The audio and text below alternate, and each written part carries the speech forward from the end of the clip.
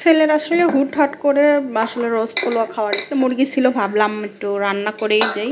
আর ওই যে চালটা ধুয়ে রেখে দিছি, একটু গোছায় নিচ্ছি, লবণটাতে একটু মাখায় রাখবো। এখন আসলে ব্লেন্ডারের যুগ, ব্লেন্ড করে নেবো, সব কিছু রেডি করে একটা কড়াই নিয়ে নিয়েছি ঝটপট করার জন্য। আর এটা আমার হাতে বানানো ঘি, দুইটার চুলাই আসলে একসাথে তাড়াতাড়ি করে রান্না করব। আসলে তাড়াতাড়ি না করলে হচ্ছে না, তাই পেঁয়াজের বেরেস্তাগুলো ভাজে নেই, আসলে তাড়াতাড়ি করতেছি তো, তাই মনে করেন বাম হাত ডান হাত দুই হাত দুই দিক চালাচ্ছি। রেডি হয়ে গেছে রান্নাটা।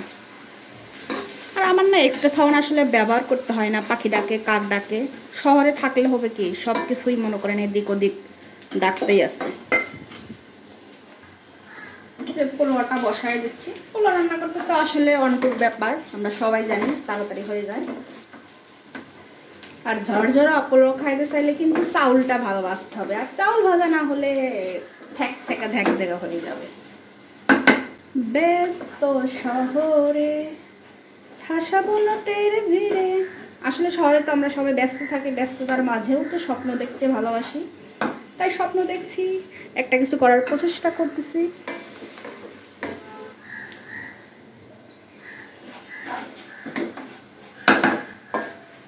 জলটা আসলে আগেই গরম করে রাখছিলাম, দিয়ে দিলাম এখন।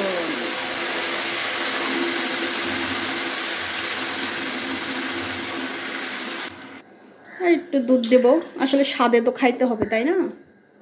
একটু পরিমাণ চিনি, একটু আদা বাটা দিলে ভালো হইতো, তা রেডি করে নেই তাই দিলাম না। এখন এটা হতে থাক।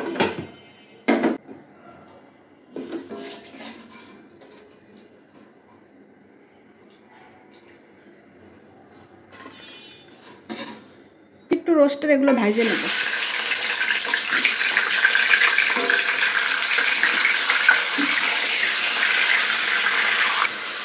ব্লেন্ড করে নিয়ে আসি।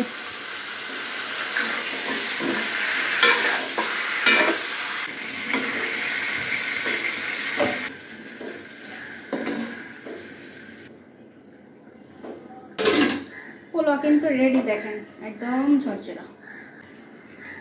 একটু বেরেস্তা দিয়ে একটু ঢেকে রাখি, বাসনাটা তাহলে সুন্দর হবে। এটার কাজ শেষ।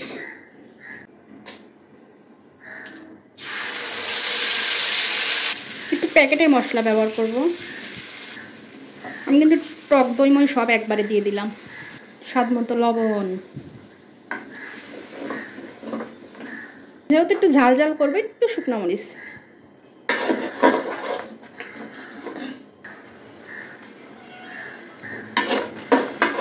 মশলা কষানো হয়ে গেছে, তেল উঠে গেছে।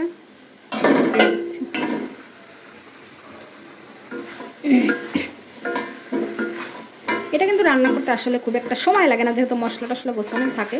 ছেলের আবদার করলো তাই ঝটপট রান্নাটা করেই নিলাম।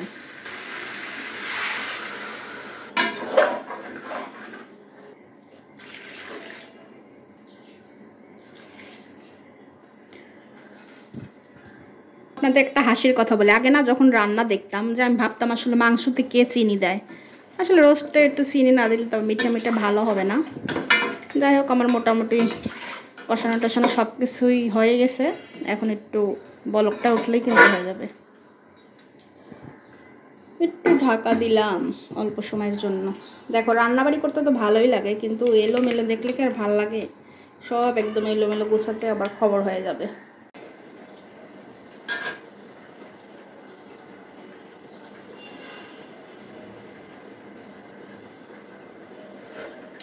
যে আমি এটা আগে রান্না পারতাম না, এখন নিজের রান্না নিজেই প্রশংসা করি। কলারটা নাই, কলারটা আমি ঝাঁকাই বলতাম, এত সুন্দর হয়েছে।